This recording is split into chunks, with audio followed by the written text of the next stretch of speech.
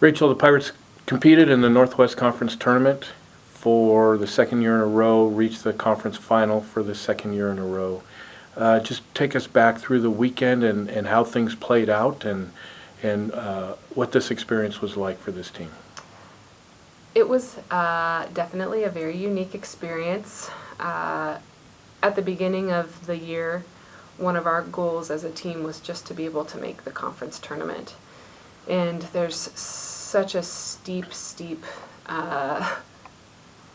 benchmark for what our competition is in this conference that even that as a goal was going to be difficult to achieve. And if you've been tracking with us throughout the entire season, it came down to the wire in that last match against Pacific in our conference play, and we were able to eke it out. But I mean, if you look across our team, one of the things that's really cool to recognize is that it is really, I think more so than almost any other team in our conference, a team accomplishment. If you look across the board at my team's win-loss record, there's no one who stands out as having the phenomenal record, but yet here we are finding ourselves in the conference championships.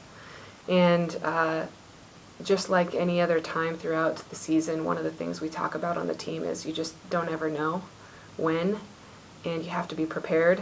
There's more variables than just what we do on our side of the net. There's always an opponent, and on any given day, you don't know what's going to happen with that opponent. And unfortunately for Whitman, who we saw in our first round of the conference championship match, their team was dealing with a lot of illness.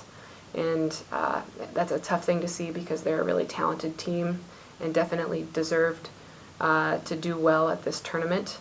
But we were prepared for that day, and even with many of their players sitting out because of illness, they're a really, really deep team, and we had to show up and get it done, and my players were ready, and they did. So it was a really wonderful way to end our season, even though we ended up losing to Linfield in the finals. My athletes did really, really well.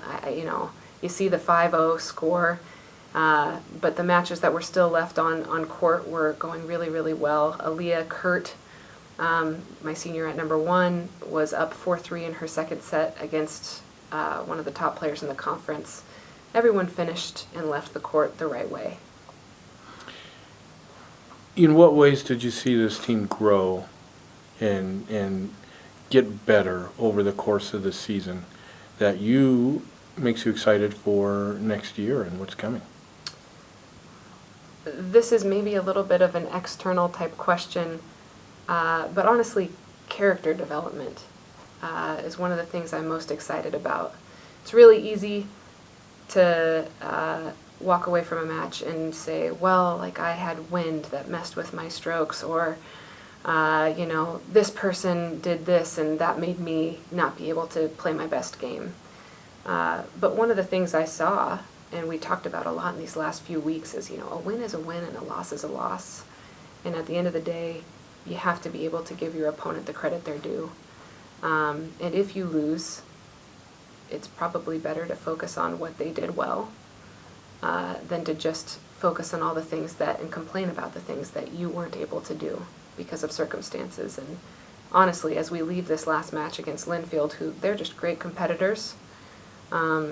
They're beautiful tennis players as well, but I really want to highlight that I was really impressed with how they competed.